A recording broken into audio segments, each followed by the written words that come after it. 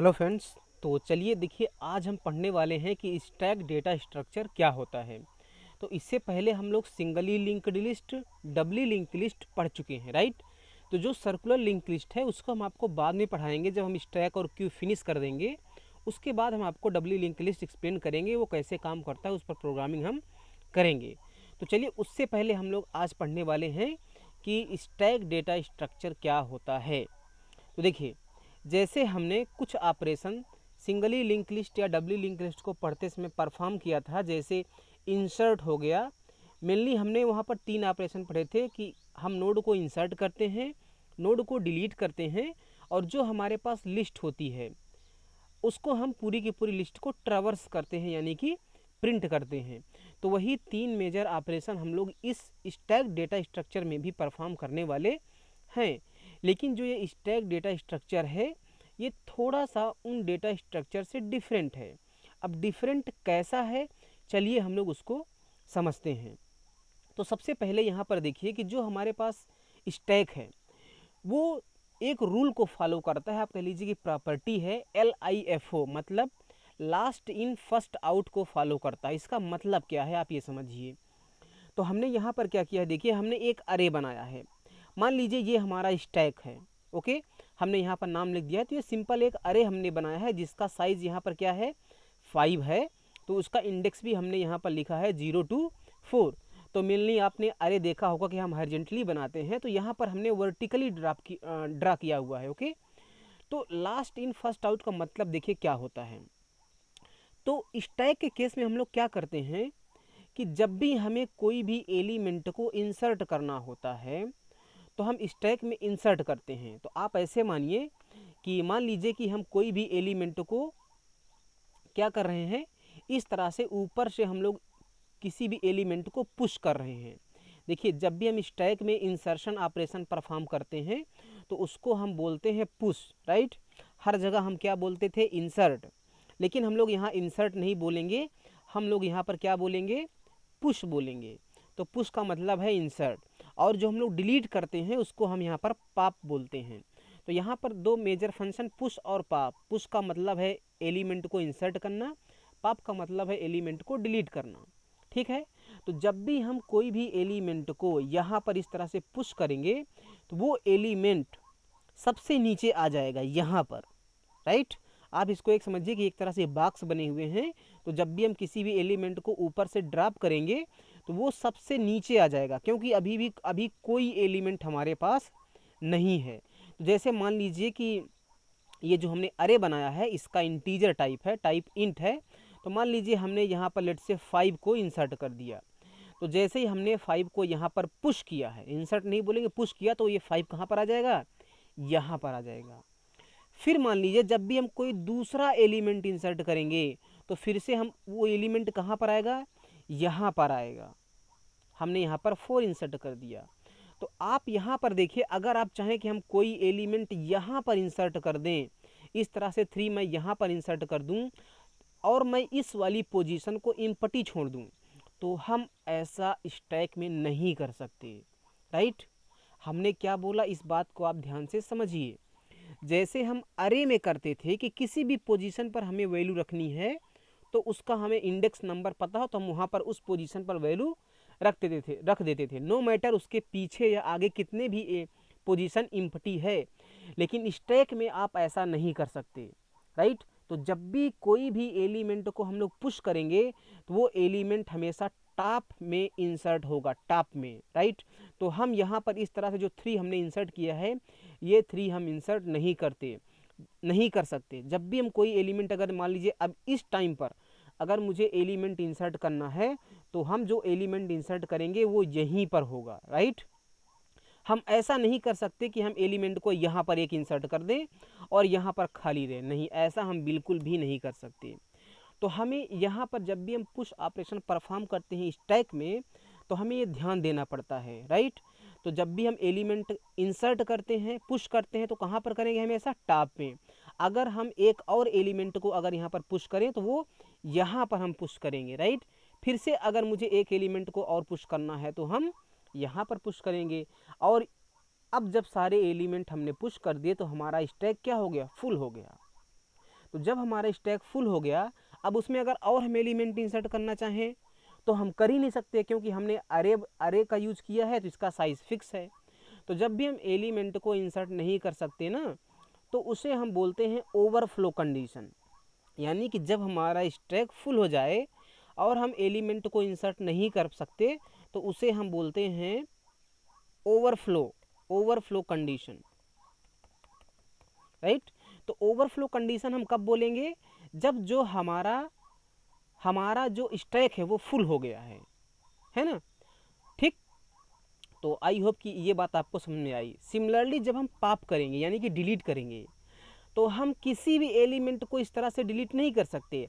आप कहें कि नहीं हमें इस 3 को डिलीट करना है, हम इसको यहाँ से डिलीट करना चाहते हैं, नहीं, आप ऐसा बिल्कुल भी नहीं कर सकते। अगर आपको डिलीट करना है तो जो इस स्टैक के टॉप में एलिमेंट रखा है 1, वही आप डिलीट कर सकते हैं। तो अगर आप इस टाइम पर डिलीट करना चाहते हैं तो आप इस 1 को डिलीट करेंगे इस तरह से।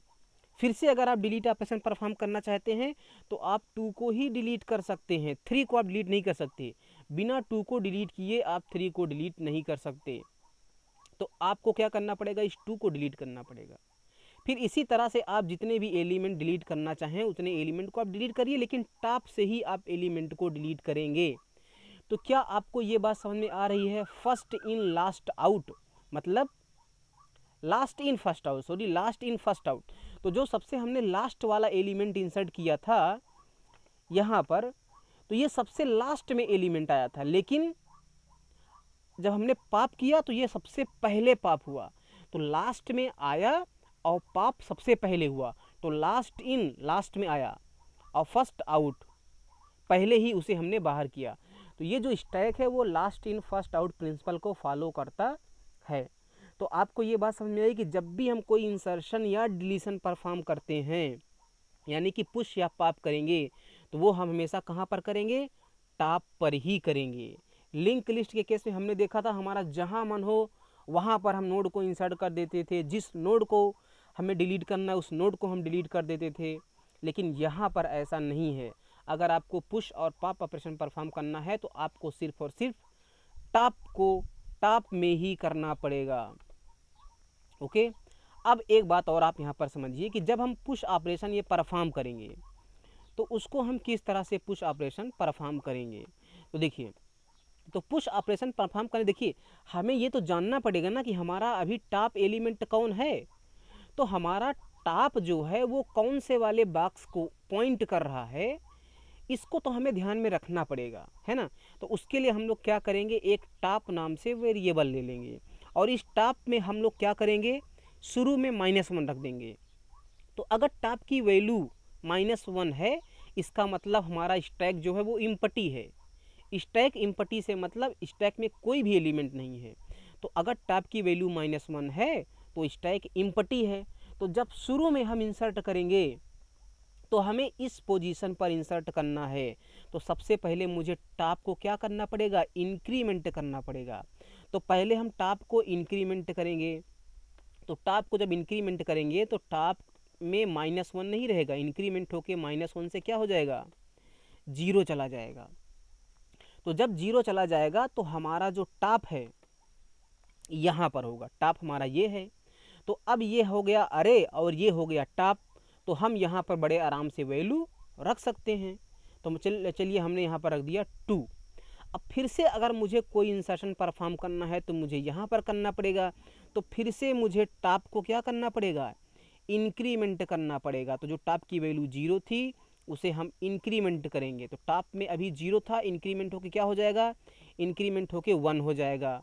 तो ये जो टॉप यहाँ पर है ये टॉप यहाँ पर नहीं रहेगा, ये जो यहाँ टॉप है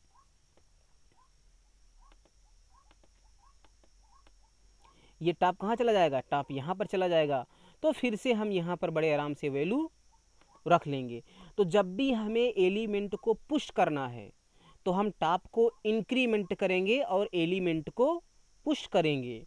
तो इस तरह से अगर मान लीजिए हमें एक और वैल्यू रखना है 4, तो फिर से हम क्या करेंगे, टॉप को इंक्रीमेंट करेंगे। तो टॉप की वैल्यू 1 नहीं रहेगी, 1 से इंक्रीमेंट होकर क्या हो जाएगी, 2 हो जाएगी। और जो ये हमारा टॉप है जो ये हमारा टॉप है, ये टॉप इसको पॉइंट यहाँ पर नहीं होगा, टॉप हमारा, ये टॉप हमारा यहाँ पर होगा। तो आपको समझ में आ रहा है किस तरह से हमें इंसर्शन पुश ऑपरेशन परफॉर्म करना है। अब मान लीजिए मुझे कोई पॉप ऑपरेशन परफॉर्म करना है, यानी कि डिलीट करना है, तो क्या करेंगे, हम टॉप से ही डिलीट करेंगे। तो मैं सिर्फ और सिर्फ क्या करूँगा, जो ये टॉप है ना उसको एक डिक्रीमेंट करके यहाँ पर कर दूंगा। जो ये हमारा टॉप है, हम क्या करेंगे, पहले टॉप को डिक्रीमेंट करेंगे। तो पुश के केस में हम लोग पहले इंक्रीमेंट कर रहे थे, उसके बाद इंसर्शन कर रहे थे। पॉप के केस में हम सिंपली टॉप को क्या करेंगे, टॉप को डिक्रीमेंट कर देंगे, तो टॉप हमारा यहाँ पर आ जाएगा, है ना। तो इस तरह से ये जो 4 है, ये 4 पॉप हो जाएगा, है ना। हम यहाँ पर पॉप करने का मतलब ये है कि हम इस अरे की मेमोरी की, जो ये इस अरे का इस ब्लॉक की मेमोरी है उसको रिलीज नहीं करेंगे, हम वैल्यू को हटा देंगे, यानी कि हम टॉप को अपने डिक्रीमेंट कर देंगे। तो टॉप हमारा यहाँ पर हो गया, तो 4 ऑटोमेटिक ये डिलीट हो जाएगा, इसकी वैल्यू भी हमें हटाने की जरूरत नहीं है। क्यों, क्योंकि जब मैं नेक्स्ट टाइम क्या करूँगा, जब मैं नेक्स्ट टाइम पुश ऑपरेशन करूँगा तो मैं टॉप को फिर से इंक्रीमेंट करूँगा, और जब मैं वैल्यू रखूँगा तो ये जो वैल्यू है 4, ये 4 के ऊपर जो हमारी नई वैल्यू होगी ना वो ओवर राइट हो जाएगी, है ना। मान लीजिए यहाँ पर हमने रख दिया 6, तो जो 4 था उसके ऊपर ये 6 ओवर राइट हो जाएगा। तो यहाँ से ना तो हमें वैल्यू डिलीट करने की ज़रूरत है, ना ही मेमोरी, हमें सिंपली पॉप करते समय टॉप को डिक्रीमेंट कर देना है बस। और फिर से अगर मुझे इस 3 को अगर मान लीजिए हमने इसको पॉप कर लिया, तो चलिए मैं यहाँ से सिंपली आपको समझाने के लिए मैं हटा दे रहा हूँ कि हमने इसको डिलीट कर दिया, जबकि एक्चुअल में ये वैल्यूज यहाँ पर रहेंगी, है ना। अब मुझे अगर 3 को डिलीट करना है तो फिर से मैं क्या करूँगा, फिर से मैं इस टॉप को एक डिक्रीमेंट कर दूंगा, तो जो टॉप होगा वो टॉप हमारा यहाँ पर आ जाएगा। तो ये 3 डिलीट हो गया इस तरह से, है ना। तो अब जब फिर से दूसरी बार जब मैं पुश करूँगा तो टॉप को मैं इंक्रीमेंट करूँगा, तो टॉप हमारा कहाँ चला जाएगा, टॉप हमारा ऊपर चला जाएगा, है ना, यहाँ पर आ जाएगा, इंक्रीमेंट करूँगा। और जब मैं वैल्यू रखूँगा तो इस 3 के ऊपर वैल्यू ओवर राइट हो जाएगी, मान लीजिए कुछ भी वैल्यू 5 रख देंगे तो 3 के ऊपर ये 5 ओवर राइट हो जाएगा। तो जब ओवर राइट हो जाएगा तो ऑटोमेटिक जब हम इस ब्लॉक की वैल्यू को एक्सेस करेंगे तो वो 5 आएगा, नई वैल्यू आएगी, है ना। इतना तो आपको पता ही है कि अरे में अगर हम सेम पोजीशन पर वैल्यू अगर फिर से रख दें तो उसके ऊपर वो वैल्यू ओवर राइट हो जाती है, पुरानी वाली वैल्यू हमें नहीं मिलती। तो अगर मैं फाइनल कंक्लूजन बोलूँ तो टॉप में मुझे क्या करना है, या तो इंक्रीमेंट करना है या तो डिक्रीमेंट करना है। पुश करते समय हम पहले इंक्रीमेंट करेंगे, उसके बाद वैल्यू रखेंगे। पॉप करते समय सिंपली हम टॉप को डिक्रीमेंट करेंगे, राइट। तो आई होप कि आपको ये समझ में आया होगा, ठीक है। तो चलिए स्टार्ट करते हैं अपना हम स्टैक पढ़ना। तो आई होप कि आपने पहला वाला इसका पार्ट ज़रूर देखा होगा, ये दूसरा पार्ट है, ओके। अच्छा, तो जो हम लास्ट कल पढ़ा रहे थे आपको, तो उसमें हमने देखा था कि किस तरह से हम पुश और पॉप ऑपरेशन परफॉर्म करते हैं, और उसके अकॉर्डिंग हम किस तरह से टॉप को इंक्रीमेंट या डिक्रीमेंट करते हैं, राइट। अच्छा, एक चीज़ और यहाँ पर आप समझिए कि जो हमारे पास ये टॉप है, अगर टॉप की वैल्यू -1 है, इसका मतलब क्या हुआ कि इसका मतलब हमारा जो ये स्टैक है ये इम्पटी है। स्टैक इम्पटी होने से मतलब ये है कि स्टैक में एक भी एलिमेंट अभी हमने पुश नहीं किया है ना। और कोई अगर पॉप करना चाहे उस केस में, यानी कि हमारे पास जो स्टैक है वो इम्पटी है, टॉप की वैल्यू -1 है, और कोई पॉप करना चाहे तो क्या हम एलिमेंट को पॉप कर सकते हैं, नहीं कर सकते। तो उसे हम बोलते हैं अंडरफ्लो कंडीशन, ओके। तो जब हमारा स्टैक फुल होता है और उसमें हम कोई एलिमेंट इंसर्ट करने की कोशिश करते हैं तो उस एलिमेंट को हम इंसर्ट नहीं कर पाएंगे, उसे हम बोलते हैं ओवरफ्लो कंडीशन। और सिमिलरली जब हमारा टॉप की वैल्यू -1 है, हमारा जो स्टैक है वो इम्पटी है, और उस केस में अगर हम कोई वैल्यू पॉप करना चाहें तो हम वैल्यू पॉप कर ही नहीं सकते क्योंकि स्टैक इम्पटी है, उसे हम बोलते हैं अंडरफ्लो कंडीशन। अच्छा, रियल टाइम में आपने कई सारे इस तरह से आप चीज़ें करते हैं, जैसे आपके पास मान लीजिए आप अपने जो आपके शर्ट या पैंट्स होते हैं, आप उनको मान लीजिए प्रेस कर करके एक के ऊपर एक आप रखते जाते हैं, है ना। तो एक के ऊपर आप एक ही रखते हैं, है ना। तो जब आप पुश कर रहे हैं तो आप एक के ऊपर एक रख रहे हैं, और जब पॉप कर रहे हैं तो ऐसा तो आप नहीं कर सकते ना कि आप मिडिल वाला कोई बाहर करते हैं, आप टॉप से ही उसको क्या करते हैं, टॉप से ही उसको हटाते हैं। इसी तरह जैसे आपके पास ब्रेड का पैकेट्स हो गया, है ना, अगर आपने मान लीजिए कई सारे ब्रेड्स के टुकड़े जो हैं आपने निकाल लिए, और बाद में अगर उन ब्रेड्स के टुकड़ों को आपको रखना है तो आप टॉप में ही रखेंगे ना, या कोई ब्रेड का टुकड़ा अगर आपको निकालना है तो आप टॉप से ही निकालेंगे ना। तो रियल टाइम में ना कई सारे एग्जाम्पल इस तरह से हैं। अच्छा, अब इनका रियल प्रोग्राम में कहाँ पर यूज होता है वो हम बाद में देखेंगे, राइट। तो उसको ज़्यादा अभी आप मत सोचना, ओके। अच्छा, अब चलिए हम समझते हैं कि हम ये जो हमारे पास स्टैक है इसको हम किस तरह से इम्प्लीमेंट करेंगे, ओके।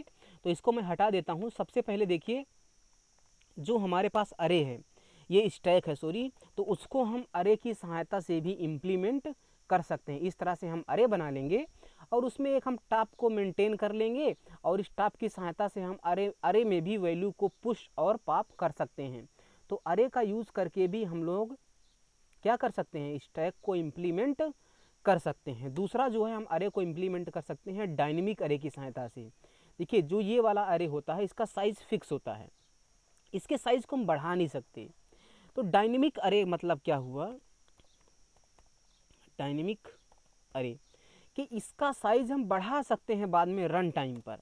हम कुछ इस तरह से प्रोग्रामिंग लिखें कि हम अपने अरे का साइज़ बढ़ा दें। अच्छा, अरे का साइज़ बढ़ाने से क्या मतलब है कि जैसे मान लीजिए हमारा जिस अरे में हम अपना ऑपरेशन पुश या पॉप परफॉर्म कर रहे हैं, मान लीजिए वो फिल हो गया, ओवरफ्लो की कंडीशन आ गई, तो हम एक नया अरे बना लें और उस नए वाले अरे का साइज़ हम ज़्यादा रखें, और पुराने वाले अरे में जितने भी एलिमेंट थे उनको हम नए वाले अरे में कॉपी कर दें, है ना, और पुराने वाले अरे की मेमोरी को हम रिलीज़ कर दें, कुछ भी हो, और नए वाले अरे में हम इंसर्शन ऑपरेशन परफॉर्म करना चालू कर दें।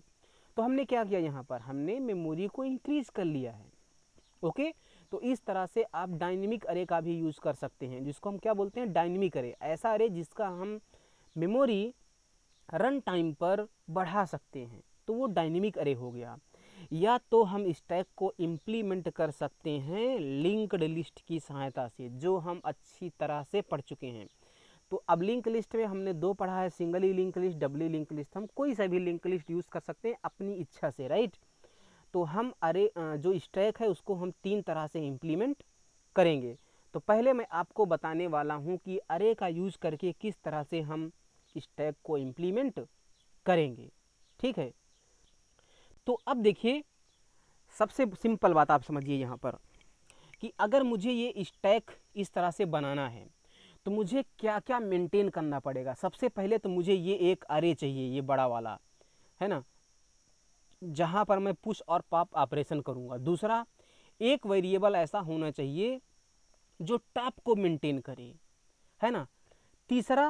तीसरा एक वेरिएबल ऐसा होना चाहिए जो अरे की कैपेसिटी को मेंटेन करे, है ना।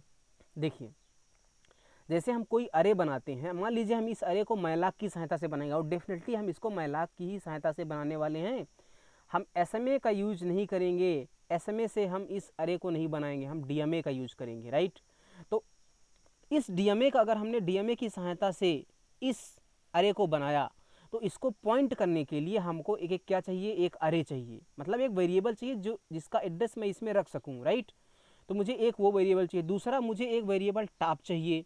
तीसरा, इस अरे की क्या कैपेसिटी होना चाहिए, उसको स्टोर करने के लिए हमें एक वेरिएबल चाहिए।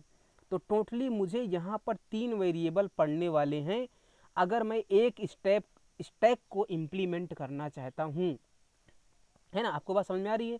अगर मुझे स्टैक को इम्प्लीमेंट करना है तो मुझे तीन वेरिएबल चाहिए, तो उन वेरिएबल को मैं बना सकता हूँ। लेकिन अच्छा, आप इमेजिन करिए, आपको अगर 100 स्टैक मेंटेन करना हो, और अगर आपको 100 स्टैक मेंटेन करना है, एक स्टैक के लिए तीन वेरिएबल चाहिए, तो क्या आप 300 वेरिएबल डिक्लेयर करेंगे? और क्या आप वो 300 वेरिएबल क्या आप मैन्युअली टाइप करेंगे? नहीं, डेफिनेटली आप अरे का यूज़ करेंगे। अरे का यूज़ करके आप 100 वेरिएबल डिक्लेयर कर लेंगे। लेकिन जो वेरिएबल आप बनाएंगे वो 100 वेरिएबल किस टाइप के होने चाहिए? वो उस टाइप के होने चाहिए जिसमें तीन और वेरिएबल हों, टॉप, कैपेसिटी और अरे का नाम, जो इस अरे को पॉइंट कर सके, है ना। तो मेरा कहने का मतलब ये है कि जो हम ये टॉप वेरिएबल या कैपेसिटी या अरे बनाने वाले हैं, उसका हम एक स्ट्रक्चर बना लें, और अगर हमारे पास स्ट्रक्चर बन गया तो हमें फ्यूचर में कितने भी स्टैक मेंटेन करना हो, सिंपली मुझे उस वेरिएबल का एक वेरिएबल, उस स्ट्रक्चर का मुझे एक वेरिएबल बनाना पड़ेगा, है ना। आपको समझ में आ रहा मैं क्या कह रहा हूँ? मैं क्या कह रहा हूँ कि मैं एक स्ट्रक्चर बनाऊंगा, मैं लिखूंगा स्ट्रक्ट स्टैक, मैंने इसका नाम स्टैक रख दिया है, राइट। और मैं क्या करूँगा, मैं इसके अंदर एक वेरिएबल बनाऊंगा टॉप नाम से, ओके, इंट टॉप। दूसरा मैं वेरिएबल बनाऊंगा कैपेसिटी नाम से, और तीसरा वेरिएबल मैं ऐसा बनाऊंगा जो इस वाले अरे का एड्रेस रख सके, है ना। तो वो एक पॉइंटर होना चाहिए, और लेट से उसका नाम मैं अरे रख ले रहा हूँ, है ना। अरे नहीं तो या तो मान लीजिए मैं ARR रख ले रहा हूँ।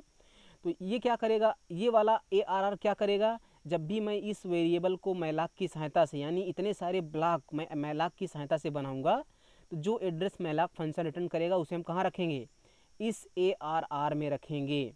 अब फ्यूचर में मुझे कितने भी सारे स्टैक मेंटेन करना हो, हम स्टैक टाइप का एक वेरिएबल बना लेंगे, तो हमें उसमें क्या होगा, ये 3 वेरिएबल मिल जाएंगे। तो अब देखिए मुझे क्या करना है, तो चलिए हम देखते हैं कि हम लोग मेमोरी किस तरह से एलोकेट करेंगे, यानी राइट। तो सबसे पहले मुझे स्टैक टाइप का एक वेरिएबल बनाना पड़ेगा। तो मैं क्या करूँगा, मैं लिखूँगा मैलाक, और मैलाक फंक्शन में मैं क्या पास करूँगा, साइज ऑफ। साइज ऑफ इसका मैं पास करूँगा स्ट्रक्ट स्टैक का साइज मैं पास करूँगा, है ना। तो ये क्या करेगा, ये एड्रेस रिटर्न करके देगा, और अगर ये एड्रेस रिटर्न कर रहा है तो इसका एड्रेस स्टोर करने के लिए मुझे एक स्टैक टाइप का क्या करना पड़ेगा, पॉइंटर बनाना पड़ेगा, है ना। तो लेट से स्टार मैं बना लेता हूँ यहाँ से स्टैक, है ना। देखिए ये, अच्छा मैं एक काम करता हूँ, मैं इस स्टैक का ना कुछ नाम चेंज कर देता हूँ, ताकि मैं स्टैक नाम से अपना ये वाला मैं अरे बना सकूँ, राइट। तो लेट से मैं एक काम करता हूँ, मैं इस वाले स्टैक का नाम कुछ चेंज कर देता हूँ, ओके। और चलिए मैं इसको, इसमें एस मैं कैपिटल से कर देता हूँ स्टैक। इस स्टैक में एस क्या है, कैपिटल है, ओके।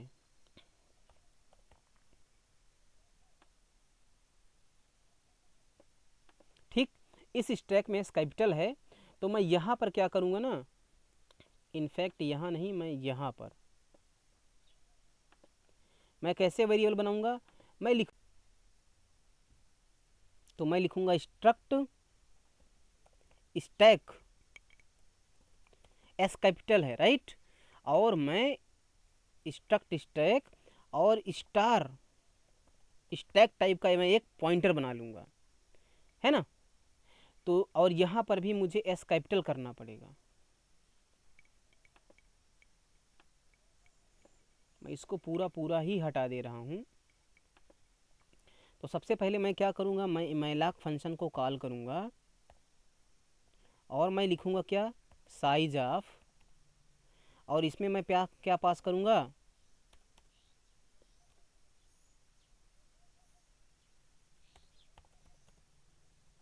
स्ट्रक्ट स्टैक, है ना। मैं इसमें क्या करूँगा, पास कर दूंगा। तो मैलाक फंक्शन क्या करेगा, एड्रेस रिटर्न करके देगा। तो मुझे उस एड्रेस को स्टोर करने के लिए एक पॉइंटर बनाना पड़ेगा। पॉइंटर किस टाइप का होना चाहिए, स्टैक टाइप का होना चाहिए, है ना। ये देखिए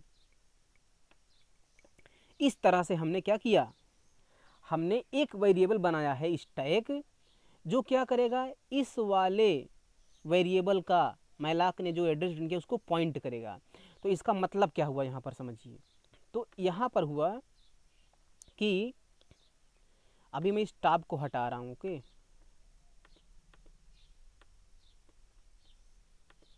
ठीक है, तो अभी क्या हुआ, अभी एक वेरिएबल बना है, आप ऐसे समझिए क्या हुआ, एक वेरिएबल बना, ठीक। इस वेरिएबल में 3 वेरिएबल हैं, कौन कौन से, एक वेरिएबल का नाम है, एक वेरिएबल का नाम है क्या, टॉप, एक वेरिएबल का क्या नाम है, कैपेसिटी, और एक वेरिएबल का क्या नाम है, AR, राइट। तो मैं इसके नाम में लिख दे रहा हूँ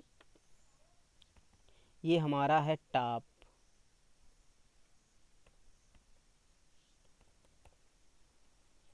और ये हमारा क्या है, कैपेसिटी है। मैं इसकी थोड़ी सी साइज छोटी कर दे रहा हूँ। ये हमारा कैपेसिटी है, और ये वाला हमारा क्या है, ARR है।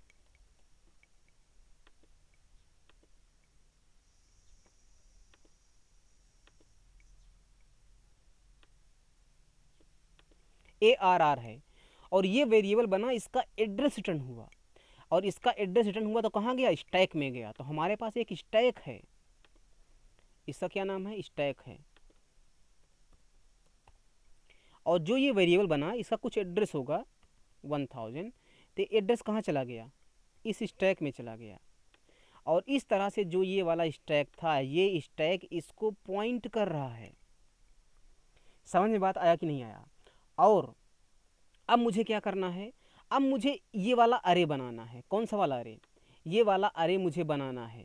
और इस अरे का एड्रेस मुझे कहाँ रखना है, इस ARR में रखना है ना।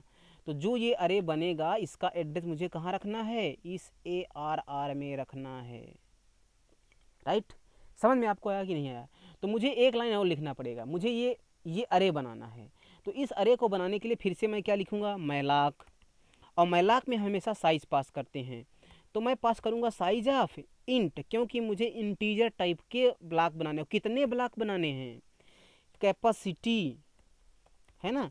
क्योंकि जो भी हमारे कैपेसिटी जो वेरिएबल होगा, उसी में तो हमने रखा होगा ना कि कितने ब्लॉक चाहिए हमें। इसमें कैपेसिटी 5 है, तो यहाँ पर कैपेसिटी में क्या होगा, 5 होगा। अगर हमें 5 ब्लॉक बनाने हैं तो कैपेसिटी में 5 होगा। तो ये 5 ब्लॉक बन गए। अब क्या होगा, ये मैलाक एड्रेस रिटर्न करेगा। तो एड्रेस हम कहाँ रखेंगे, इस ARR में रखेंगे। तो ARR, तो क्या हम ARR में रखेंगे, लेकिन इस ARR को हम इस तरह से एक्सेस नहीं कर पाएंगे। क्यों, क्योंकि ये एक वेरिएबल है, इसका एड्रेस कहाँ है, स्टैक में है। तो हम लिखेंगे स्टैक एरो ARR। समझ में आया कि नहीं आया, है ना। आनी चाहिए ये बात आपको समझ में। हमने क्या किया, हमने एक अरे बनाया और इसका एड्रेस ARR में रख दिया। अच्छा, अब आपको ये तो समझने में दिक्कत नहीं है कि हमने स्टैक एरो ARR क्यों लिख दिया। अगर ये समझने में दिक्कत है तो समझ लीजिए आपने अभी तक कुछ भी नहीं समझा, आपको पूरा वीडियो शुरू से देखने की ज़रूरत है। तो इस तरह से हमने अपने स्टैक को बना लिया है। तो ये 2 लाइन हमें लिखना पड़ेगा मेमोरी को एलोकेट करने के लिए। तो जब भी हम क्या करेंगे, स्टैक को बनाएंगे, तो हमें ये 2 लाइन कोड लिखना पड़ेगा। और 2 लाइन कोड लिखने के बाद इतनी सारी मेमोरी हम बना लेंगे। तो अगर हम बात करें, तो जो ये स्टैक हमने बनाया वेरिएबल, ये वाला वेरिएबल SMA का एग्जाम्पल है, और ये वाला और ये अरे हमने DMA की सहायता से बनाया है। आई होप कि आपको ये बात समझ में आया होगा। और अगले वीडियो में हम कोडिंग स्टार्ट करेंगे। अब जो मुझे पुश और पॉप ऑपरेशन परफॉर्म करना है, तो हम इस अरे में करेंगे। और अगर हमें इस अरे को एक्सेस करना है तो हमें ARR पता होना चाहिए। और अगर हमें ARR पता होना चाहिए तो उसके लिए मुझे स्टैक पता होना चाहिए।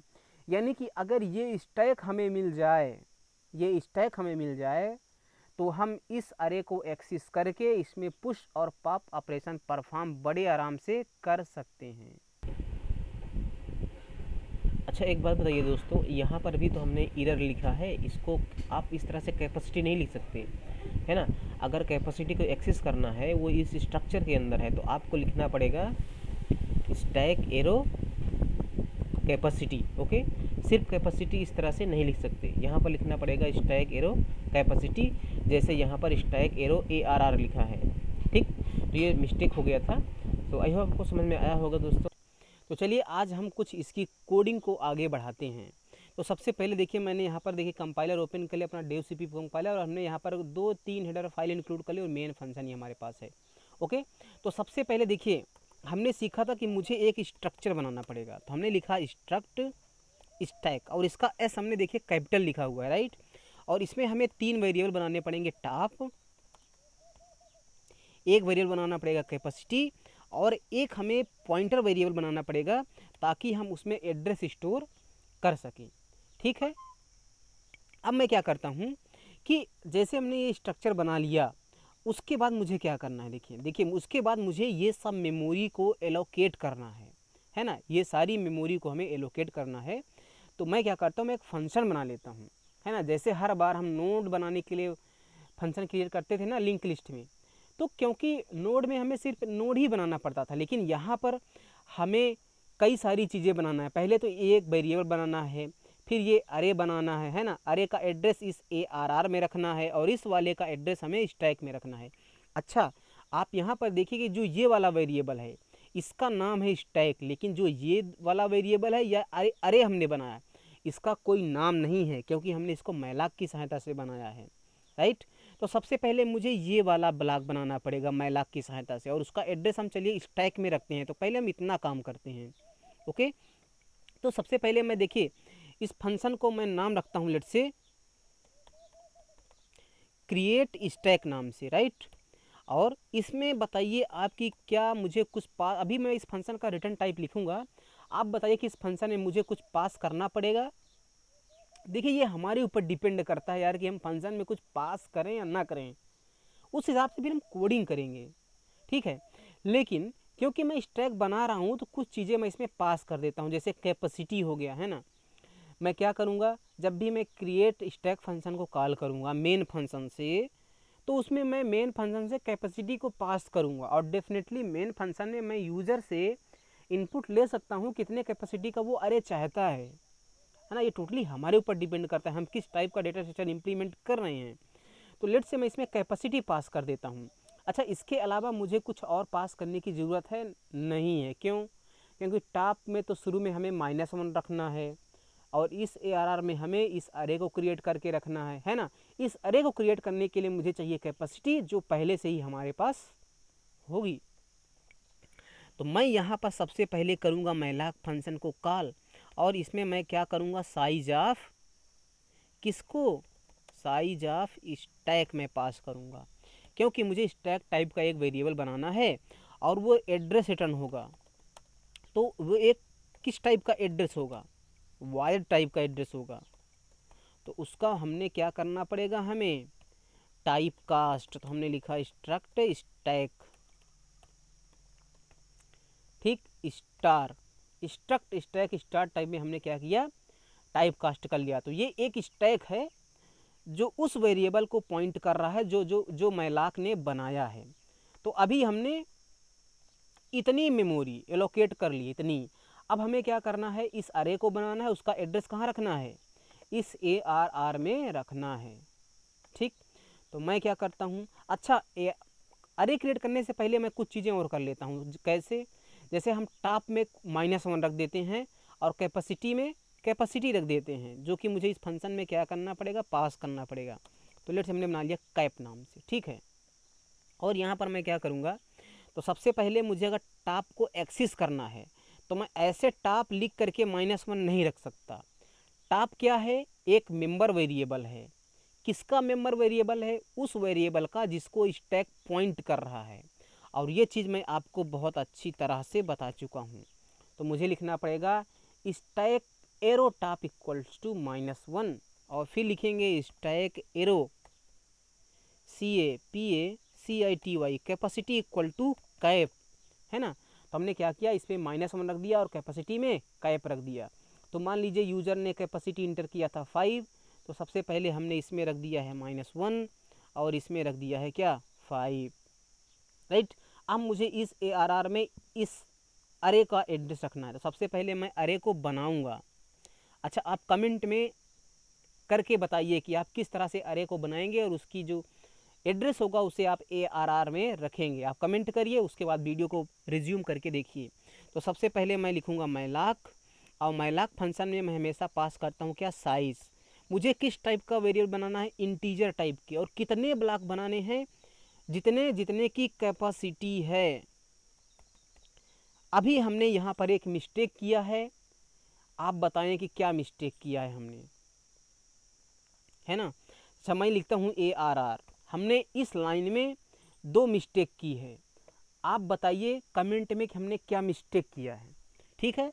तो पहली मिस्टेक हमने की है कि हम अरे को इस तरह से एक्सेस नहीं कर सकते, मुझे लिखना पड़ेगा स्टैक एरो ARR। दूसरी बात, हम यहाँ पर लिखा है कैपेसिटी, और कैपेसिटी को भी हम इस तरह से एक्सेस नहीं कर सकते, हमें लिखना पड़ेगा क्या, स्टैक एरो कैपेसिटी, ठीक है। तो क्या किया हमने, अच्छा, और यहाँ पर मुझे किस टाइप के एड्रेस में टाइप कास्ट करना है, इंट स्टार, है ना। अब ये मत पूछना कि यहाँ पर हमने इंट स्टार क्यों लिख दिया है, ठीक है, जब पूछना है तो कमेंट में आप पूछ सकते हैं, राइट। अब हमें क्या करना है कि जो ये स्टैक हमने बनाया इसे मैं रिटर्न कर दूंगा, इसे हमने रिटर्न कर दिया तो जो मेन फंक्शन होगा वहाँ पर ये पहुँच जाएगा। और अगर मैं इस स्टैक को रिटर्न कर रहा हूँ तो हमारे फंक्शन का रिटर्न टाइप क्या होना चाहिए, हमारे फंक्शन का रिटर्न टाइप होना चाहिए स्ट्रक्ट स्टैक स्टार, राइट। ठीक, मैं क्या करूँगा, मेन फंक्शन में मैं आता हूँ। तो जब मैं मेन फंक्शन में आऊँगा तो सबसे पहले मैं क्रिएट स्टैक फंक्शन को क्या करूँगा, कॉल करूँगा ऐसे, और इसमें मुझे कैपेसिटी पास करना है। तो अभी फ़िलहाल मैं 5 पास कर रहा हूँ, आप यूज़र से चॉइस भी ले सकते हैं। यहाँ पर आप प्रिंटफ लगाइए और यूज़र से इनपुट करिए यहाँ पर, फिर वहाँ पर वेरिएबल को पास कर दीजिए। ये फंक्शन क्या करेगा, स्टैक रिटर्न करेगा, जो कि ये क्या होगा, पॉइंटर होगा, है ना। तो इस तरह से हमने क्या किया, स्टैक बना लिया है। अब इस स्टैक को हम क्या करेंगे, जब पुश और पॉप फंक्शन बनाएंगे तो इस स्टैक को हम पास करेंगे, है ना। तो अच्छा देखिए, एक काम हम समझते हैं कि हुआ क्या है एक्चुअल में। तो जब भी मैं इस फंक्शन को कॉल करूँगा यहाँ मेन फंक्शन से, तो क्या होगा, इतना सारा कोड चलेगा, यानी कि आप इतना मान रहे हैं कि ये पूरा पूरा मेमोरी ब्लॉक क्रिएट हो जाएगा। और जो ये वाला स्टैक यहाँ पर लिखा है, ये जो स्टैक है, ये स्टैक कौन सा वाला स्टैक है, ये स्टैक ये वाला स्टैक है जो क्रिएट स्टैक फंक्शन के अंदर बना है। और जब ये फंक्शन रिटर्न करेगा यहाँ से स्टैक, तो ये जो स्टैक है वो स्टैक यहाँ पर रिटर्न होके आएगा, जो इस वाले स्टैक में कॉपी हो जाएगा। यानी कि एक स्टैक हमारे पास और है, हमारे पास क्या है, इसको मैं दूसरे कलर से बना लेता हूँ। हमारे पास एक स्टैक और है, इसका नाम सेम है, नाम भी स्टैक ही है, नाम क्या है, स्टैक है। इसमें भी 1000 है, इसमें भी 1000 है, और ये भी इसी वेरिएबल को पॉइंट कर रहा है ना। तो क्या होगा, जैसे ही ये फंक्शन रिटर्न करेगा स्टैक, तो वो स्टैक इसमें कॉपी हो जाएगा, और ये मेन फंक्शन वाला जो स्टैक है वो भी इसको पॉइंट करने लगेगा। और जैसे ही ये लाइन चल चुकी होगी तो इस वाले फंक्शन का काम हो जाएगा, क्या काम हो जाएगा, तमाम, इस फंक्शन का काम इंड हो जाएगा। तो इस फंक्शन के अंदर जितने भी वेरिएबल एसएमए के एग्जाम्पल हैं, एसएमए मतलब स्टैटिक मेमोरी एलोकेशन के एग्जाम्पल हैं, जैसे इस केस में स्टैक है तो इसकी मेमोरी हो जाएगी रिलीज, यानी कि जो ये वाला स्टैक है, ये वाला स्टैक तो इसकी मेमोरी रिलीज है, गायब हो जाएगा, और ये सिचुएशन बचेगी। अच्छा, इन दोनों की मेमोरी रिलीज नहीं होगी क्योंकि इनको हमने डीएमए की सहायता से बनाया है, ये दोनों डायनेमिक मेमोरी एलोकेशन के एग्जाम्पल हैं, तो इनकी मेमोरी रिलीज नहीं होगी। तो इस तरह से ये वाला स्टैक जो मेन के अंदर है वो इन सारे चीज़ों को हम एक्सेस कर पाएंगे इस वाले स्टैक को यूज़ करके, यानी जो मेन के अंदर स्टैक बना है उसको यूज़ करके हम इस अरे को एक्सेस कर पाएंगे। और इसीलिए देखिए हमने इस फंक्शन से स्टैक को रिटर्न किया था, है ना। आई होप कि आपको ये बात समझ में आया होगा। तो अब जब भी हम पुश पॉप बनाएंगे, अच्छा हमें रिटर्न करने की ज़रूरत क्यों पड़ी, क्योंकि जब भी हम पुश पॉप बनाएंगे ना तो उसमें हम ये वाला स्टैक पास करेंगे, ये वाला स्टैक नहीं पास करेंगे, है ना। हम क्योंकि मेन फंक्शन से ही फंक्शन को कॉल करेंगे, पुश पॉप फंक्शन को, तो हम ये वाला स्टैक पास करेंगे, है ना। अगर हम पुश पॉप फंक्शन को या इस फंक्शन के अंदर से कॉल करें तो ये स्टैक हम पास कर सकते हैं, कोई दिक्कत नहीं है ना। अच्छा, इस स्टैक की लाइफ टाइम क्या होगी, क्या आप बता सकते हैं। जब तक मेन फंक्शन की लाइफ होगी, और मेन फंक्शन की लाइफ कब तक होगी, जब तक हमारा प्रोग्राम इंड नहीं हो जाता। ये फंक्शन जो हमने बनाए हैं, इन फंक्शन का काम तो तभी इंड हो जाएगा जैसे हमने इस फंक्शन को कॉल किया, ये फंक्शन क्या करेंगे, अपना काम करेंगे और इनकी मेमोरी हो जाएगी रिलीज़। लेकिन मेन फंक्शन की मेमोरी तब तक रिलीज़ नहीं होगी जब तक हमारा प्रोग्राम ही इंड नहीं होता, क्योंकि मेन ही तो मेन है फंक्शन। तो हमने क्या किया, ये बात आपको समझ में आई होप कि आया होगा। अब मैं क्या करूँगा, मैं मेन फंक्शन मैं कुछ और फंक्शन बनाता हूँ। लेट से मैं यहाँ पर क्या करता हूँ, मैं इसको कंट्रास्ट कर देता हूँ। मैं यहाँ पर एक मीनू बनाता हूँ और इस बार मैं ME रख लेता हूँ, NU। ठीक है, अब ये मत कहना कि दो बड़े दो छोटे क्यों रखा है, ठीक है। और मैं यहाँ पर यूज़र की चॉइस को लूँगा, CHOICE। मैं यहाँ पर मैसेज दूंगा printf। मैं कुछ बना लेता हूँ, थोड़ी कोडिंग मैं कर लेता हूँ। मैं लिखता हूँ यहाँ पर पुश,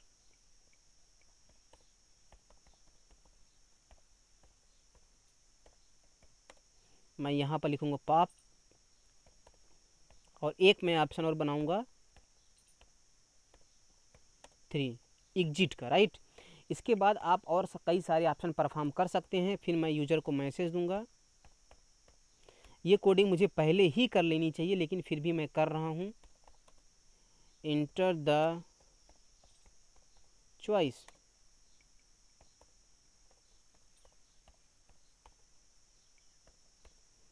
एड्रेस ऑफ चॉइस, और इस चॉइस को क्या करूँगा, मैं रिटर्न कर दूँगा। ठीक है, फिर मैं कहाँ जाऊँगा, मैं चलता हूँ मेन फंक्शन के अंदर।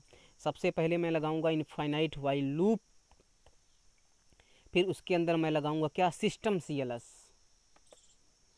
तो मैं सिस्टम CLS यहीं से कॉपी कर लेता हूँ अपने लिंक लिस्ट वाले प्रोग्राम से, मैं लिखना नहीं चाहता। ठीक, हमने कर लिया कॉपी सिस्टम CLS। और उसके बाद मैं क्या लगाऊंगा, स्विच केस। तो उसको भी मैं यहाँ से कॉपी कर लेता हूँ थोड़ा सा। कई सारे केस हैं यहाँ पर। End of switch, in fact end of switch क्यों, हमें वो भी तो करना है, क्या ब्रेक करना है ना एग्जिट केस में। तो मैं यहाँ तक पूरा कॉपी कर लेता हूँ और उसको मैं यहाँ पर करता हूँ पेस्ट। पेस्ट करने के बाद ये सारे केस मैं डिलीट करूँगा। मैं सिर्फ और सिर्फ 3 केस रखूँगा।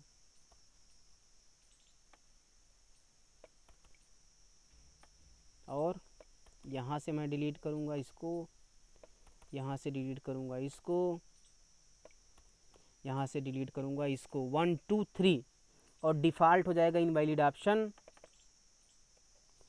और इस वेरिएबल को मुझे क्या करना पड़ेगा, मेन फंक्शन के अंदर डिक्लेयर करना पड़ेगा और इसमें रखना पड़ेगा शुरू में 0। ठीक, ओके, आई होप कि आपको इतना समझ में आया। केस 1 में मुझे पुश पॉप करना पड़ेगा, 3 में हमने एग्जिट बना दिया है, राइट। तो यहाँ पर मुझे क्या करना पड़ेगा, इस वेरिएबल की वैल्यू को क्या करना पड़ेगा, 1 करना पड़ेगा। फिर वो यहाँ से चेक हो गए, इनफाइनाइट लूप भी ब्रेक कर देगा, इनवैलिड चॉइस हो गया। अच्छा, एक मैं ऑप्शन यहाँ पर और ऐड कर लेता हूँ 3 नंबर पर। कौन सा ऑप्शन बताइए, शो नाम से, शो स्टैक। तो ये वाला हमारा क्या हो जाएगा, 4 हो जाएगा। ओके, तो ये 3 नहीं, ये हो जाएगा यहाँ पर 4, और मैं केस 3 यहाँ पर ऐड कर देता हूँ। ठीक है, ये बात आपको समझ में आया। ठीक है, इसमें तो कुछ नहीं है, इसमें तो समझ में आया होगा, मैं पूछूंगा भी नहीं समझ में आया कि नहीं आया। ठीक, ओके।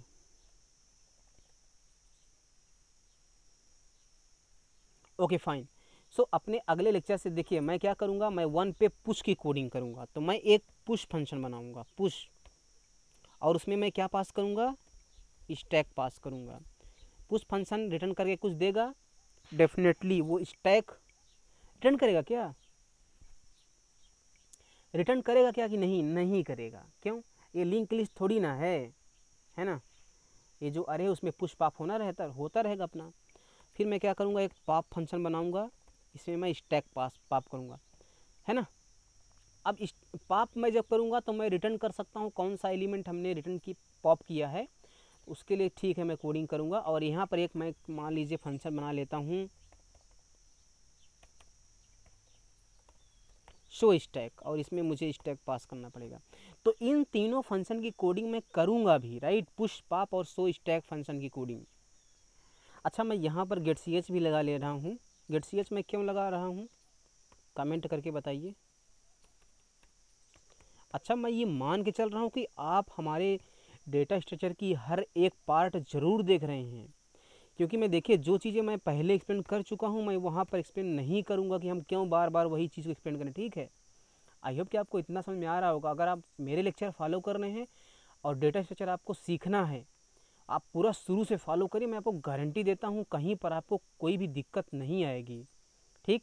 तो चलिए आज हम कुछ फंक्शन की कोडिंग करते हैं, ठीक है। अच्छा, एक बात बताइए कि जब भी हम पुश या पॉप ऑपरेशन करते हैं, जैसे इस केस में मान लीजिए हम पुश ऑपरेशन परफॉर्म कर रहे हैं, तो पुश ऑपरेशन परफॉर्म करने से पहले हमें ये तो चेक करना चाहिए ना कि कहीं हमारा ये अरे जो है ये फिल तो नहीं है। अगर फुल हुआ, अच्छा ये यहाँ पर मैं इसको हटा दे रहा हूँ, अगर ये फुल हुआ तो वो ओवरफ्लो की कंडीशन हो जाएगी, हम पुश नहीं कर सकते, है ना। सिमिलरली जब मुझे किसी भी एलिमेंट को पॉप करना है अपने इससे अरे से, स्टैक से, और अगर हमारा स्टैक इम्पटी है तो क्या हम पॉप कर पाएंगे? नहीं कर पाएंगे। तो वो हमारी क्या होगी? अंडरफ्लो कंडीशन हो जाएगी। तो ओवरफ्लो अंडरफ्लो कंडीशन हमें हमेशा चेक करना पड़ेगा जब भी हम पुश या पॉप ऑपरेशन परफॉर्म कर रहे हैं तब। तो मैं क्या करता हूँ कि मैं उसके लिए कुछ फंक्शन बना लेता हूँ, है ना। देखिए हर काम के लिए मुझे जितना भी हो सके उतना जनरलाइज हमें कोड लिखना चाहिए। तो मैं क्या करता हूँ, मैं एक फंक्शन बनाता हूँ जो ये चेक करेगा कि क्या हमारा स्टैक इम्पटी है, फुल तो नहीं है, और अगर फुल हुआ तो हम कुछ रिटर्न कर देंगे, जैसे 1 रिटर्न कर दिया। अगर फुल नहीं है तो हम 0 रिटर्न कर देंगे। तो मैं लिखता हूँ इंट, और मैं चेक कर लिखूँगा इज स्टैक फुल, क्या हमारा स्टैक फुल है।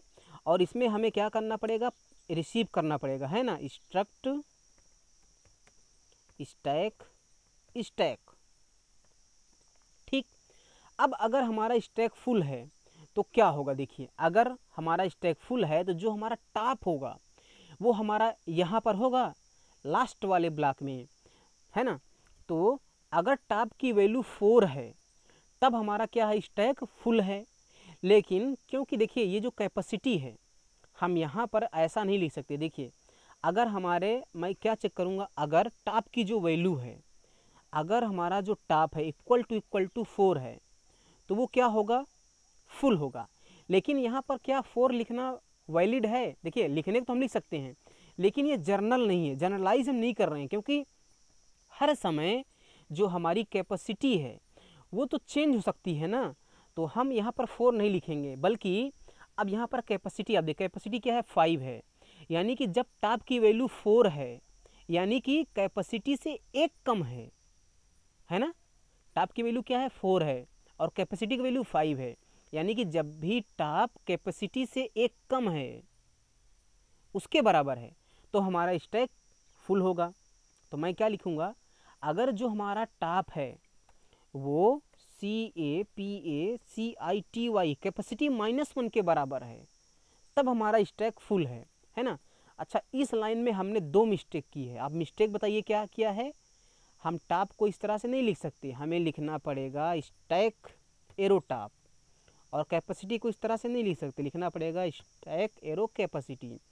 अगर ये कंडीशन है तो हमारा स्टैक क्या है? फुल है, तो मैं 1 रिटर्न कर रहा हूँ। तो अगर ये फंक्शन 1 रिटर्न कर रहा है तो मतलब हमारा स्टैक फुल है। इल्स मैं यहाँ से क्या करूँगा? 0 रिटर्न कर दे रहा हूँ। तो अगर 0 रिटर्न हो रहा है मतलब हमारा स्टैक फुल नहीं है, ठीक है। तो ये कौन सी वाली कंडीशन चेक करेगा? ये करेगा ओवरफ्लो कंडीशन को चेक करेगा। सिमिलरली चलिए मैं एक फंक्शन बना लेता हूँ अंडरफ्लो का। अंडरफ्लो मतलब अगर हमारा स्टैक इम्पटी है, देखिए स्टैक इम्पटी होने से मतलब क्या है कि स्टैक में एक भी वैल्यू नहीं है। देखिए स्टैक में स्पेस होना, स्टैक का खाली होना, स्टैक में स्पेस होना अलग बात है ना, और स्टैक का इम्पटी होना अलग बात है। इम्पटी मतलब एक भी एलिमेंट नहीं है, टॉप की वैल्यू -1 है। तो अगर टॉप की वैल्यू -1 है तो हमारा स्टैक क्या है? इम्पटी है। तो मैं लिखूंगा इज स्टैक इम्पटी,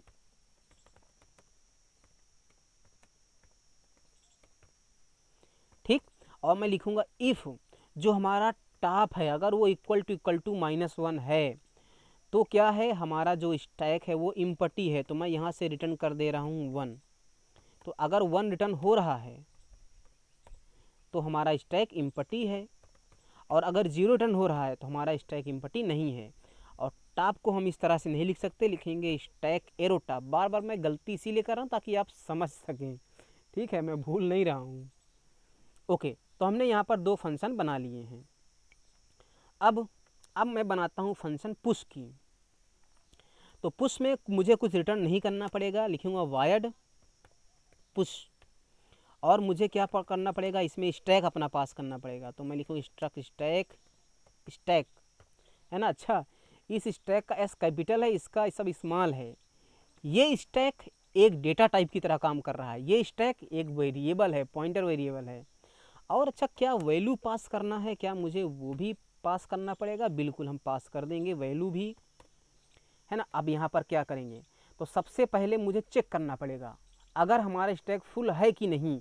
तो मैं क्या करता हूँ, मैं इफ़ और उसी फंक्शन को कर लूँगा कॉल। कौन से फंक्शन को? इस फंक्शन को मैंने किया कॉल, और इस फंक्शन में मुझे क्या पास करना पड़ेगा, स्टैक पास करना पड़ेगा।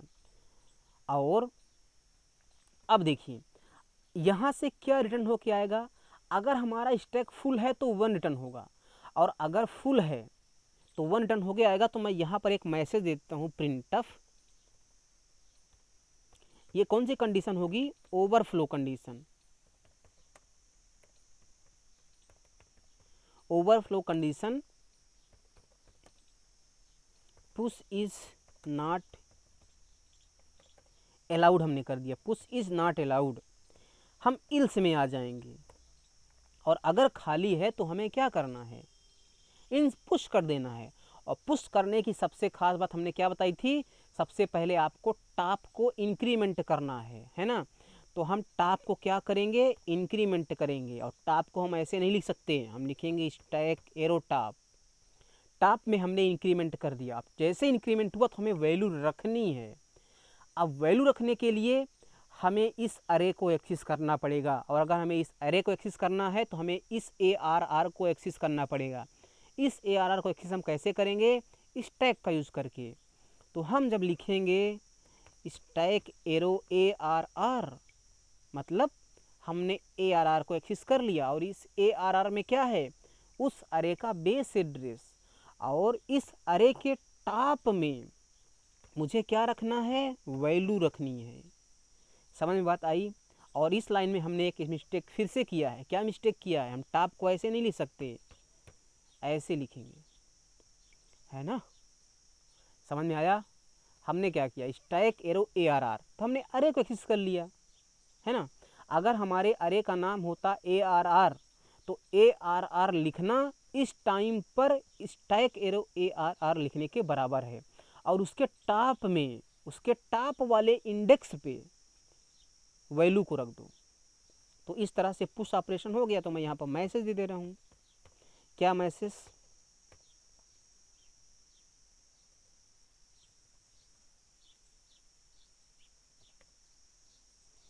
एलिमेंट या लेट से वैल्यू पुश्ड, ठीक है।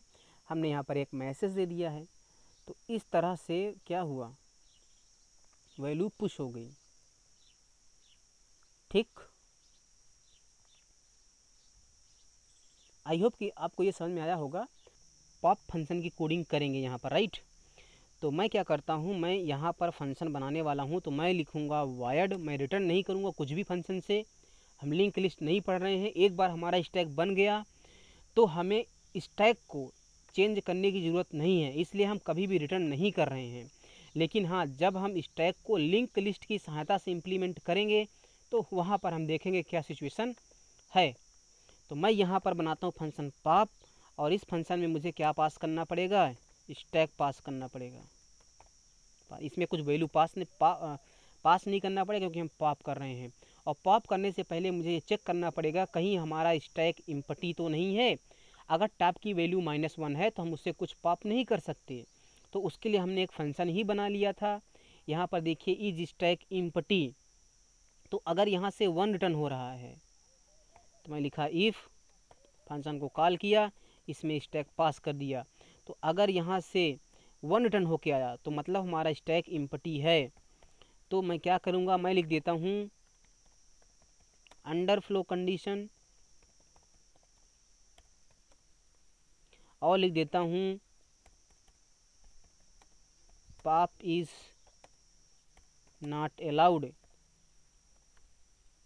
ओके, स्पेलिंग गलत हो जाए तो आप लोग कमेंट में मत किया करना कि स्पेलिंग जाके पहले सीखो, पहले इंग्लिश सीखो, ठीक है। यहाँ इंग्लिश सिखाने के लिए नहीं आए हैं, राइट। अब अगर मुझे एलिमेंट, अगर मतलब हमारे स्टैक में कुछ एलिमेंट हैं तो मुझे उनको डिलीट करना है, और डिलीट करने के लिए सिंपली मुझे टॉप को डिक्रीमेंट कर देना है। लेकिन अगर हमने टॉप को डिक्रीमेंट कर दिया, पहली बात तो हम टॉप को ऐसे नहीं लिख सकते, ठीक है। हमने टॉप को डिक्रीमेंट कर दिया। लेट सपोज कुछ मैं काम करता हूँ, मैं क्या करता हूँ, मैं कुछ वैल्यू रख लेता हूँ यहाँ पर 3 4 5, ठीक है। तो जो हमारा टॉप होगा, जो हमारा क्या होगा, टॉप होगा, ये हमारा क्या है, टॉप है।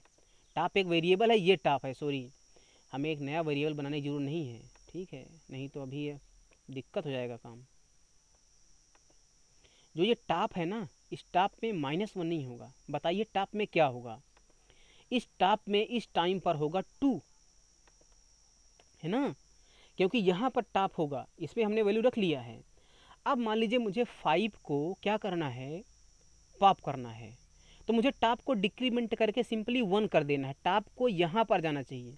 अच्छा, ये पॉइंटर नहीं है टॉप, इसलिए हम इसको पॉइंट ऐसे नहीं करा रहे हैं, ठीक है। टॉप एक वेरिएबल है, तो टॉप को मुझे सिंपली डिक्रीमेंट कर देना है। तो टॉप में अगर मुझे डिक्रीमेंट कर दिया तो टॉप में क्या चला जाएगा, 2 से डिक्रीमेंट होके 1 चला जाएगा।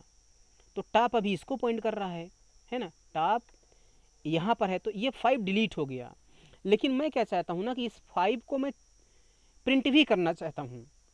तो पहले मुझे इस वैल्यू को एक्सट्रैक्ट करना पड़ेगा, उसके बाद मैं टॉप को डिक्रीमेंट करूँगा, क्योंकि इसे मुझे वैल्यू चाहिए। अगर हमने पहले डिक्रीमेंट कर दिया टॉप को तो मैं इस वैल्यू को कैसे पाऊँगा, है ना।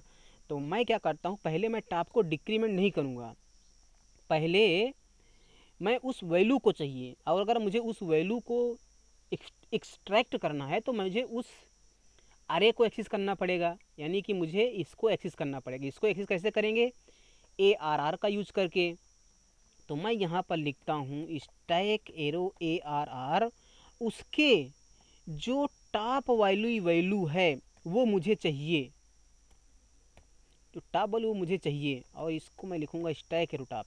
ये जो टॉप में वैल्यू है ना, ये वैल्यू मुझे दे दो, है ना, और एक वेरिएबल में बना लूँगा।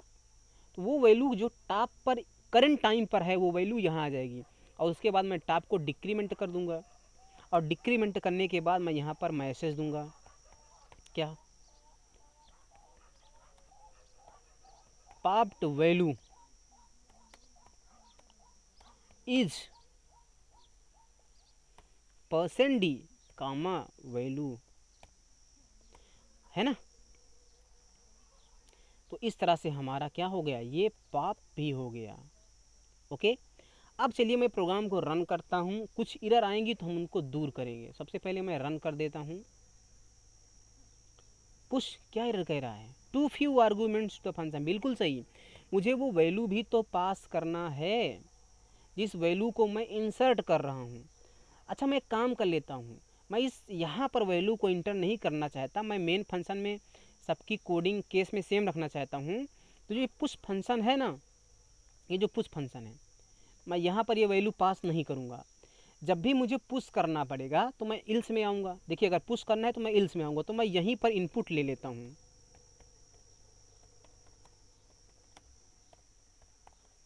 इंटर द वैल्यू, ओके, और मैं लगाऊँ क्या, scanf %d comma address of value, और यही वैल्यू को मैं यहाँ पर क्या कर रहा हूँ, पुश कर रहा हूँ, और इंट वैल्यू को मुझे डिक्लेयर करना पड़ेगा। समझ बात आई। तो पास करूँ या ना करूँ तो हमारे ऊपर है ना, या तो मैं यही वैल्यू इनपुट करके मेन फंक्शन में इनपुट कर लेता और इस फंक्शन में पास कर देता। तो जैसा भी आपका मन हो आप कर लीजिए।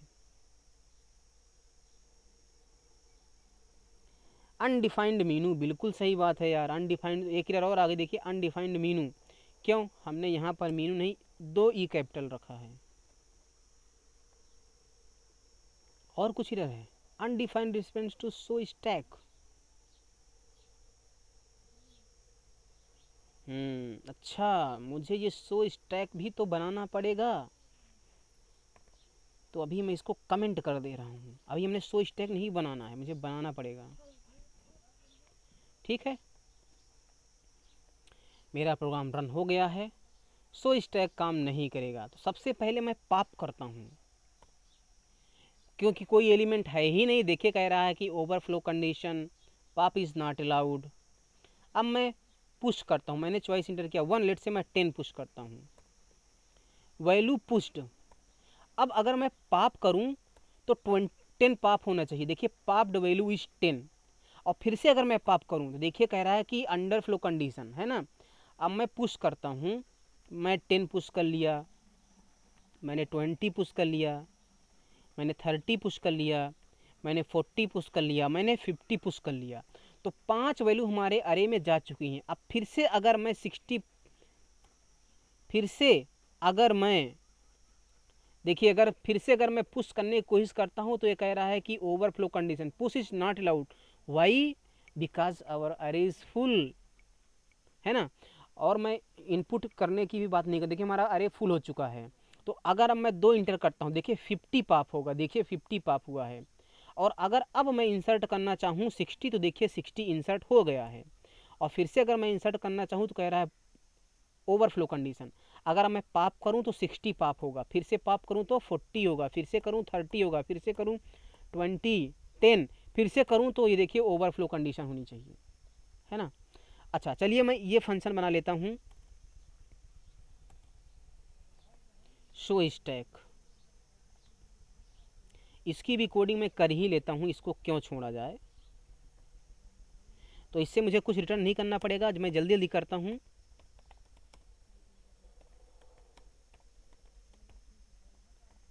अच्छा, अगर मुझे शो स्टैक करना है, सबसे पहले मैं चेक कर लेता हूँ। अगर टॉप -1 हुआ तो हमारा इम्पटी होगा ना। तो मैं क्या करूँगा, इफ़, क्योंकि अगर टॉप की वैल्यू -1 है डियर, तो क्या होगा, इम्पटी होगा ना। तो प्रिंट करने कुछ बचा ही नहीं है उसके पास। तो मैं यहाँ पर लिख रहा हूँ ये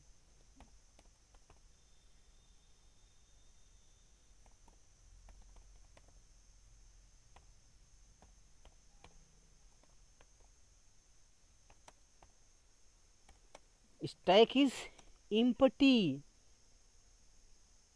इम्पटी है स्टैक, इल्स में मैं आ जाऊँगा। ओके, हाँ ये आप बात बताइए। अब अगर मुझे स्टैक की जो वैल्यूज़ हैं उनको प्रिंट करना है, तो मुझे यहाँ से प्रिंट करना पड़ेगा। अच्छा, मैं कहाँ से प्रिंट करना चाहता हूँ, ये कहाँ से मैं प्रिंट करना चाहता हूँ बताइए। मैं चाहूँ तो 0 इंडेक्स से भी प्रिंट कर सकता हूँ, या चाहूँ तो मैं टॉप से भी प्रिंट कर सकता हूँ। मेरे कहने का मतलब है मैं बॉटम से टॉप प्रिंट करूँ या टॉप से बॉटम प्रिंट करूँ। अगर मैं टॉप से बॉटम प्रिंट कर रहा हूँ तो मेरे लिए आसान हो जाएगा, क्योंकि जो टॉप मोस्ट एलिमेंट होगा उसका इंडेक्स नंबर इस टॉप में होगा, है ना, इस टॉप में होगा। तो चलिए मैं टॉप से ही प्रिंट कर देता हूँ, नहीं तो मैं बॉटम से चलिए अच्छा प्रिंट करता हूँ, इसमें कोई दिक्कत नहीं है मुझे। तो उसके लिए मुझे क्या करना पड़ेगा देखिए। अच्छा एक बात बताइए, अगर मैं इल्स पे आ गया हूँ, इसका मतलब क्या हुआ कि हमारे स्टैक में एलिमेंट्स हैं, हमारा स्टैक इम्पटी नहीं है। तो क्या मुझे इंडेक्स नंबर 0 से स्टार्ट करना पड़ेगा? बिल्कुल। कहाँ तक जाना पड़ेगा? जहाँ तक हमारा टॉप है ना। अगर इस टाइम की हम बात करें तो जो हमारा टॉप है, उसमें क्या होगा, उसमें 2 होगा। तो मुझे 0 इंडेक्स से शुरू करके 2 तक जाना है ना। तो मैं क्या करूँगा, मैं यहाँ पर एक वेरिएबल बना लेता हूँ। लेट से मैं बना लेता हूँ कुछ भी नाम से, इंडेक्स नाम से, और उसमें 0 रखूँगा शुरू से, राइट। और मैं क्या करूँगा, मैं एक लूप लगाऊँगा, और इंडेक्स इक्वल टू 0 मुझे 0 से इनिशियलाइज करने की इसकी ज़रूरत नहीं है, 0 less than equal to top. लेकिन टॉप को तो हम ऐसे लिख ही नहीं सकते हैं, लिखेंगे स्टैक एरो टॉप। हालांकि ये शो फंक्शन हम लोग बनाते नहीं हैं, लेकिन मैं बना रहा हूँ ताकि आपको सब समझ में आए। ठीक, अब मुझे क्या करना है, मुझे प्रिंटअप लगा देना पड़ेगा और क्या।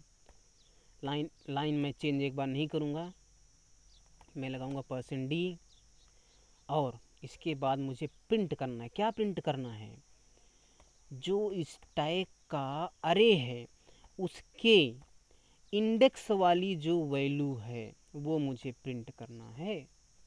और इससे पहले मैं क्या करूँगा, प्रिंट ऑफ लाइन चेंज